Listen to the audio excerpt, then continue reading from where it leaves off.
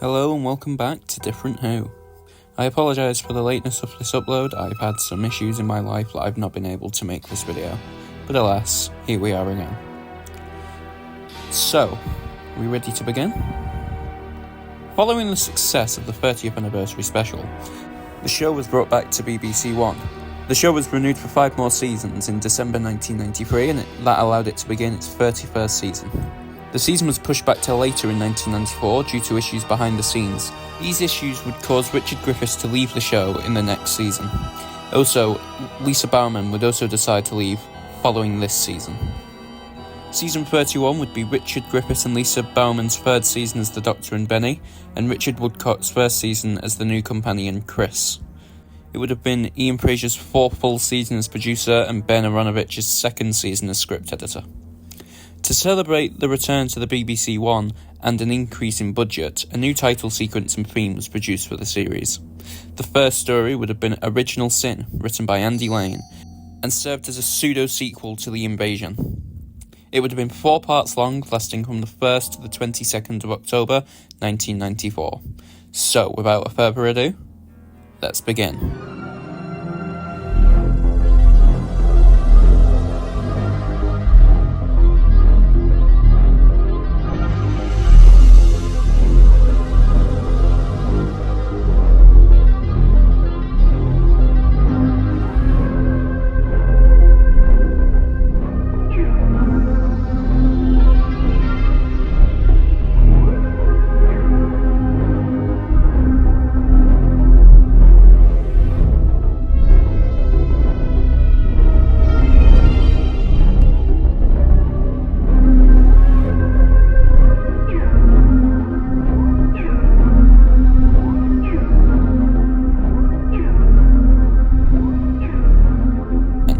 The story begins on Earth in 2975 with the Doctor and Benny landing at Spaceport 5, which is London in the future.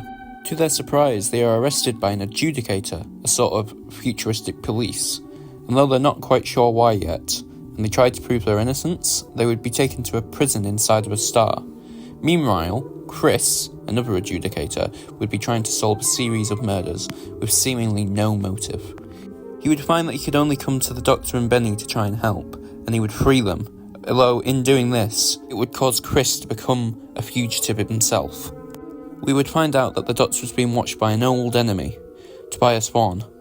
It is revealed that he used cyber technology to remain alive for all of this time, and he captures the Doctor to try and pry the secret of time from the Doctor, but the Doctor would remain quiet, and eventually tricks Tobias, and Chris grabs Tobias with the Doctor's orders and pulls him inside of the TARDIS, where the Doctor dismantles Tobias' life support system and literally throws him out of the TARDIS. The story would receive mediocre reviews from fans and critics, but it would be heightened by the introduction of Chris. The next story was Strange England, written by Simon Messingham, and was 4 parts long, and aired from the 29th of October to the 19th of November 1994. The story would begin in the Victorian era in England, and the TARDIS landing in the countryside, and the trio of travellers would soon find a dead body of a little girl. They would deduce that the murderer is a cyborg with a human face but with 3 sets of eyes. The cyborg would be discovered to be the creation of Dr. Patrick Ricks, who had gone insane many years prior. Patrick would have control over the Quack, but would eventually lose control in the final part, and the Doctor, Benny and Chris would have to fight to stop the cyborg from killing any more humans. Chris would manage to pull its head off from the monster and destroy its circuits. The Doctor would then turn Patrick into the police, but before he could be apprehended, he would kill himself with some poison that he had hidden on his person. Being Chris's 2nd story, he would take a central role in the story to show his character off to the audience, partly to show that Chris would be taking over the action scenes from the Doctor. Benny would have a smaller part in this episode, and this would contribute to her departure as Lisa Bowerman would feel underused in the show. The 3rd story was Remains of the Daleks, written by John Peel, and it was 4 parts long, lasting from the 26th of November to the 17th of December 1994, and would feature the return of the Daleks after the Civil War had ended. The story would feature 3 Daleks trying to begin a new Dalek empire. The Doctor, Benny and Chris would land on a dead planet filled with radiation. Finding some old gas masks, the trio would venture into the planet and find Daleks. The Doctor would discover that these Daleks have turned this planet into a reimagined Skaro, calling it Neo Skaro, and were planning to make this planet their new home, to reimagine and redesign the Daleks into a force that would not have a civil war. One Dalek in particular, the leader, would state that the Daleks' mission to purify the Dalek race almost wiped it out, and that the Daleks would no longer focus on the purity of the race, but its superiority over any other. And it would petition to start a parliament for Daleks. But the Doctor senses a danger if this is to happen, and so he needs to turn the leader's Daleks against him. So he decides to actually debate the leader Dalek, and starts actually arguing for the racial purity of the Daleks, and this would win over the other two Daleks, who would then assassinate the leader. Not satisfied with this result, the Doctor would leave a seed of doubt into the Daleks, causing them to both kill each other. The Doctor would then send Chris and Benny to the core of the planet to destroy it before grabbing them in the TARDIS and flying off. The final shot of the serial would be a Dalek floating in space. Suddenly it twitches, ending the episode. The final episode of the season would be a sequel to last year's story, The Dimension Riders, and would have featured the return of the Grabberbond. It would have been called Split Time, and it was 2 parts long, but each episode was 45 minutes long, airing from the 24th to the 31st of December 1994. The story would begin in the time corridor as the TARDIS flew through the time vortex, when suddenly the console would explode and start hurtling through time. The world would distort around the TARDIS, trying to take back control and figure out what had happened. The Doctor would open the TARDIS doors and see nothing but the Grabberbond had almost split the time corridor in half. The Doctor would attempt to hit the Grabberbond with his TARDIS and destroy it, but as he does that, he would unveil hundreds of other new Grabberbonds in the time corridor, and suddenly the TARDIS would be split in half and the trio would wake up on Earth in 1994, with the Grabberbonds follow them close by. The Doctor would alert UNIT to this invasion, and they would come to help. Brigadier Winifred Bambera would introduce Kate Stewart, the original Brigadier's daughter. By the end of the story, it would be revealed that the Grabberbonds, whilst not evil, were dangerous and immortal. So the Doctor would plan to relocate them to another dimension. And though he would state that someone would need to go and stay with the Grabberbonds, if only for a short time whilst they adjusted. The Brig would go and find someone to do this, but Benny would volunteer, and would state that while she's loved her time with the Doctor, it felt like it was now time to go. Hoping that she would see the Doctor again, she would depart, saying her goodbyes to Chris too. The Doctor would initially refuse to allow her to do it, but would recall the connection Benny had with the original Grabberbond, and would then give his blessing, ending the season with the Doctor and Chris flying away in the TARDIS. The season would receive novelisations of all 4 stories in August 1995, with a VHS release of the stories coming after the broadcast of the following season's stories. So, for example, the first story of the season would come after the first of the next, and so on and so on. The season would receive a lot of plays with fans, with the introduction of Chris being a highlight of the season, and all of the stories becoming fan favourites. The budget of the season would be shown heavily in these stories, and many would say that the show was entering a new golden age. But can Doctor Who maintain this new golden age? Well, I'm sure you've seen the runtime of this video and the title, so as a little bonus we will also cover the 32nd season of Doctor Who. This season would be the last of many things. It would be the last season to feature Richard Griffiths as the Doctor, the last to include Richard Woodcock as Chris, the last season to be produced by Ian Fraser, with his replacement making decisions on the final serial. And it would be the last serial to be script edited by Ben Aronovich. The season had initially been going to introduce a new companion to replace Benny, but with the show changing in the next year, the production team decided to halt the companion back to the following year. However, to fill this gap, the production team would work to reintroduce an old companion for this season only, that companion being Ace. The first story would have been Just War by Lance Parkin, and would have been 4 parts long, airing from the 2nd to the 23rd of September 1995. This story would have been set in Nazi Germany and England, and would see the Nazis developing a secret weapon even the Doctor hadn't heard about. Upon investigation, the Doctor and Chris would meet Ace, who was investigating this at the same time. Ace would be seen as taking a great thrill in beating Nazis up, and she even got a hit on Hitler whilst she still had the chance. Ace and Chris would develop feelings for each other during the season, and would initially take a liking to each other during this story. This story would also confirm Ace's bisexuality to fans. The Doctor would be confused as to how he's never heard of the weapon, but it would soon be revealed that the meddling monk had something to do with this, and the Doctor would set out to stop this plan. I wasn't too sure on who to cast as the Monk, so I took inspiration from TARDIS Type 40 and I cast someone else from the Carry On films that Peter Butterworth, the original Monk, was known for, and I chose Jim Dale to play the role. The Doctor would then join the Monk in a Time Lord-style debate while Chris and Ace run through the Nazi labs to destroy any evidence of the weapon, and even just the weapon itself. Ace would also kill any Nazi who got in her way, or anyone who knew how to make the weapon. The Doctor would then trap the Monk in his TARDIS, and would trap the TARDIS floating in the newly formed time vortex. Inside of the Doctor's TARDIS, Ace would happily join the Doctor in his adventures, and the newly formed trio would set off to their next adventure. The next story would have been called Damaged Goods, written by Russell T Davies, and was 4 parts long, lasting from the 30th of September to the 21st of October, 1995. The Doctor, Ace and Chris would be investigating a drug in 1987, and would find that it was being dealt by a drug dealer who had died many years prior, and that the supply had been infected by the Time Lord weapon called the N-Form, and that had also been possessed by the dealers. The corpse would reveal to the Doctor that the Time Lords were planning a war against another race called the Great Vampires, and that the weapon is looking for a certain type of life form. And it finds a boy named Gabriel Taylor and his brother Stephen, who had been sold by his mother to another family. But as it turns out, Gabriel had been drawing the life from Stephen ever since they were separated.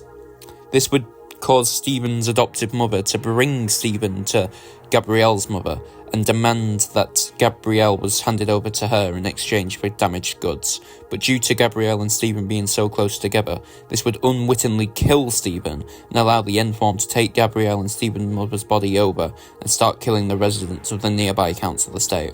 The Doctor, however, is able to put a stop to the N-Form by killing Stephen's mother. However, this would put Gabrielle into a vegetative state, one that he would never recover from. This story would receive criticism from a lot of Christian media outlets for its overt violence and drug use. Despite that, the serial would be very well received by both fans and the general public. The next story would have been Shakedown by Terrance Dicks, and would have been 4 parts long, lasting from the 28th of October to the 18th of November 1995, and featured the return of the Sontarans since their last appearance in The Two Doctors. The story would have been about the war between the Sontarans and the Routons, with the Doctor forming some sort of alliance with both parties to try and get rid of both the Sontarans and Routons. But unfortunately for the Doctor, he is unable to stop the Sontarans from winning, and he is forced to flee in his TARDIS. This story is notable for sparking the romance between Ace and Chris, who both share a kiss in the final part of this story. And the final story of the season would have been Leading Death by Ben Aronovich. It was 4 parts long, lasting from the 25th of November to the 16th of December 1995, and it would have been Richard Griffiths' last serial as the Doctor, Richard Woodcott's final serial as Chris, and Sophie Aldred's final serial as Ace, for the time being anyway. The final part of this story would have been overseen by the next producer, Gary Russell. And now, let's begin.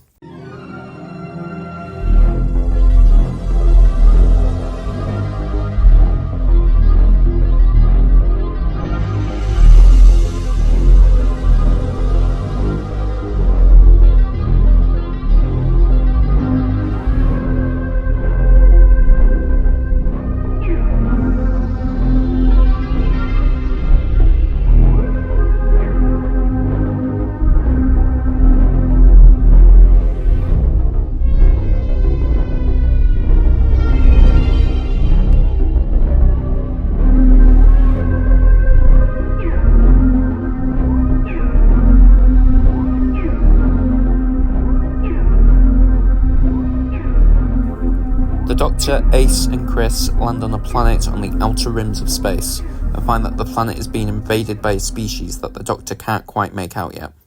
Attempting to help, Ace and Chris fight back against the invading ships with the inhabitants of the planet.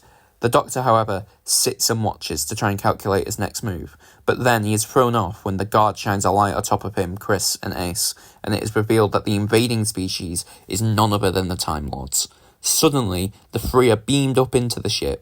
Being a TARDIS warship, an angry Doctor would demand to know what's going on. He would take control of the ship and crash it back down to the planet. He didn't get an answer. He immediately goes to Gallifrey and demands an explanation, but he, Chris and Ace are dragged away by the presidential guards. The Doctor and Ace on counts of treason, Chris on the aid of destroying a TARDIS warship. All three are sentenced to death by the Time Lord Court, but break free from this sentence. The Doctor would remark how corrupt the Time Lords have come since he was last here, and would find out that Flavia had been exiled by a new government, and this new Time Lord regime had decided to take a more hands-on approach to the universe, and would invade planets that they find to be inferior. The Doctor knowing that that means every planet. The Doctor manages to meet the new president, Guthrie, who instantly has the Doctor restrained in handcuffs, but the Doctor manages to persuade Guthrie to talk to him for a bit about what he is planning, whilst Chris and Ace run for the TARDIS, but they are stopped and held at gunpoint.